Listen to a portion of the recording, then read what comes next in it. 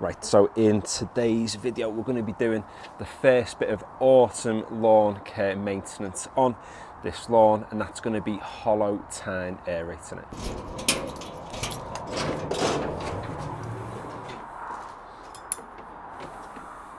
So let's start then with what aeration actually is. In simple terms, it's all about incorporating more air into the soil. It's in the name, aeration, and it can be done using a couple of different tools. First of all, you can use something like this, which is a hollow tine aerator, which you can see on the tool here as these channels where it'll actually take a solid core out of your soil, so it'll take a bit of the soil away.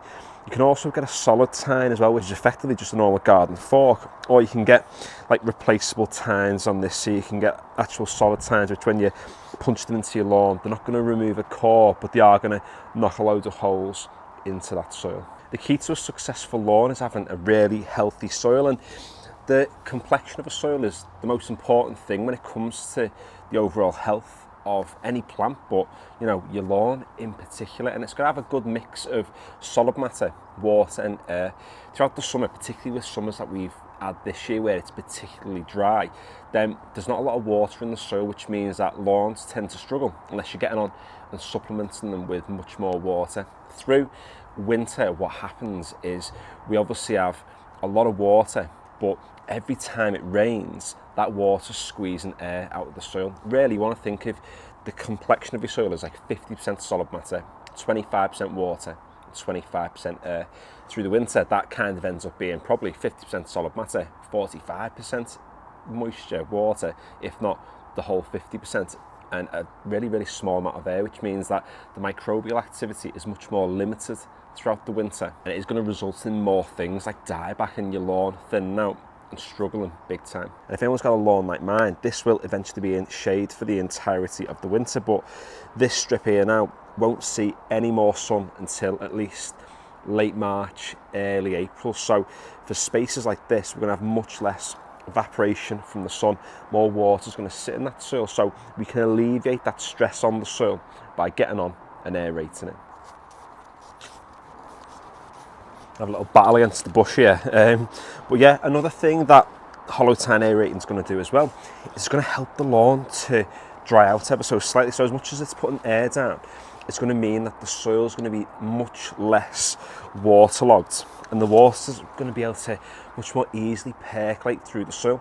At time of recording, we've had quite a bit of rain over the past few weeks, and you know, this soil it's not the wettest of soils, but if we do leave it until it becomes really waterlogged with all this rain that's coming in, like I said before, with the ever-present shade that this lawn is going to be getting slowly over the next few weeks, it's going to mean that it's going to get wetter and wetter and wetter. So if we can kind of get in with the aeration before the moisture becomes a problem, then it's going to mean that it's going to survive better through the rest of autumn, which then obviously means it'll survive much better through winter too. So yeah, there's all the microbial activity, and you can't necessarily measure how much air, water and solid matter your soil's made up of unless you're like a scientist or something.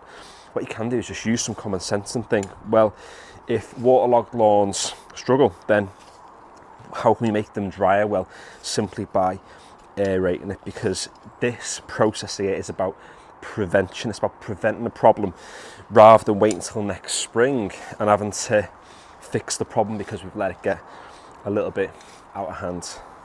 And you can see as well that every time I put the aerator into the soil, it's ejecting the previous cores, and that way it's going to decompact the soil around it. And there's debates online as to how compact soils actually become, but by taking these cores out now, what it will result in are little fissures in the soil. And what I mean by that is, as the holes close up slowly on their own over time, it's going to create little channels which are then going to further aerate the soil. So it's not just these holes which are going to enable air to flow, it's going to be the little spaces between the particles in the soil which will further kind of enhance that benefit really as we go. Now, if you're not sure whether to aerate your lawn or not, then I think the first question you should really ask yourself is, how dry is your soil? Now, I'm not saying go out and specifically test like how much water there is and do some crazy kind of calculation, but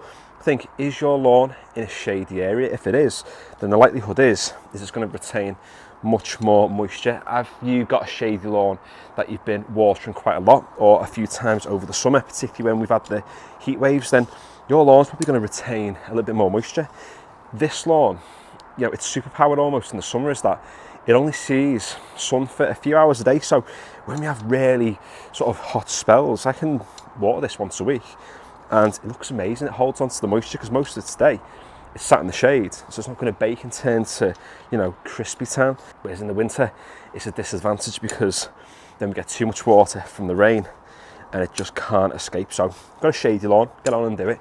If you've got a lawn that's sat in the sun all day, yeah, we've had some rain recently, but it's not been a ridiculous amount. You might want to wait until October, November time. Even, you know, see how your lawn gets on. Maybe it's fairly dry, it's not going to need it. You might want to consider doing this in sort of back end of Jan, February, March time, any time through autumn, any time through winter, even into the early spring, really, really early spring. You can do this process. So again, about microbial activity, about keeping the soil dry, it's about using common sense. But yeah, less waffling, let's get this lawn aerated. Well, look at this fella here. Who needs a Swardman Hollow Tine Aerator when you've got these little fellas? Now, if you've not got an aeration tool, just let these geezers do it for you. This dude here, he's a natural aerator. It's stuff like this you want to see in your lawn. If you've got worms knocking about, stuff like that, then it's a really good sign, because as they're moving through, leaving a little hole, a little channel through the soil, doing exactly what I'm doing artificially, but in a much more natural way. I think someone commented a while back to say, like, you just dump a load like worms onto your lawn and maybe they'll keep your soil nice and healthy. Probably not too bad of an idea.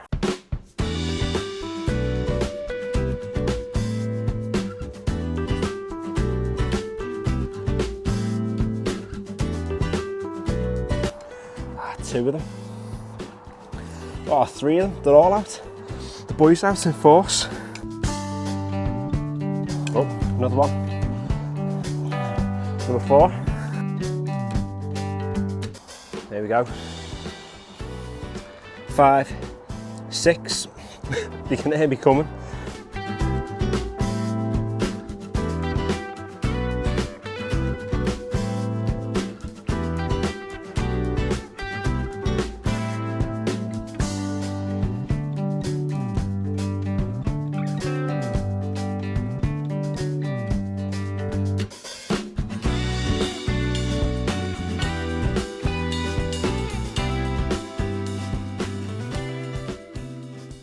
Right, so there we go, the lawn is now being aerated. It does look like Fred's been out having a whale of a time.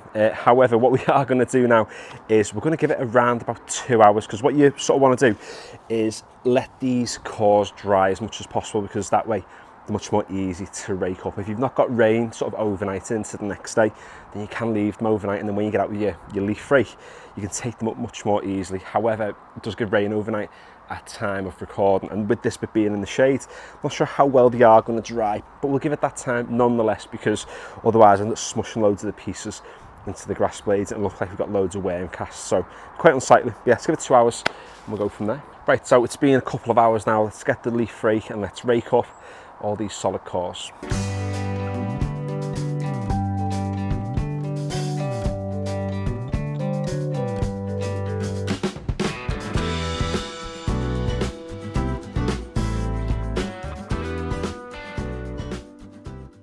Now, what you can do rather than actually raking them all up is to let them dry even more in the sun and then pulverise them with your scarifier, because that way you get yourself a free top dress. And then I think some people think that all the soil is going to go back down into the holes, and yeah, some of the soil will, but not every hole is going to be filled, because that top dressing is going to sit more between the existing grass blades than it will down in those holes. So you can do that, and you can see that obviously I'm brushing up the excess of detrital cores. So in terms of next steps, like I said, you could top dress that way.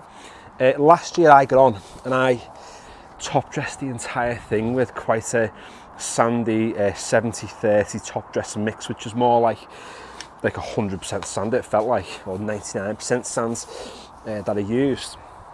But I found there was a problem because what I ended up doing was smothering the existing grasses, ended up filling all the holes pretty much where it actually aerated, and then I didn't really get the benefits of the aeration because we ain't getting the airflow down into the soil.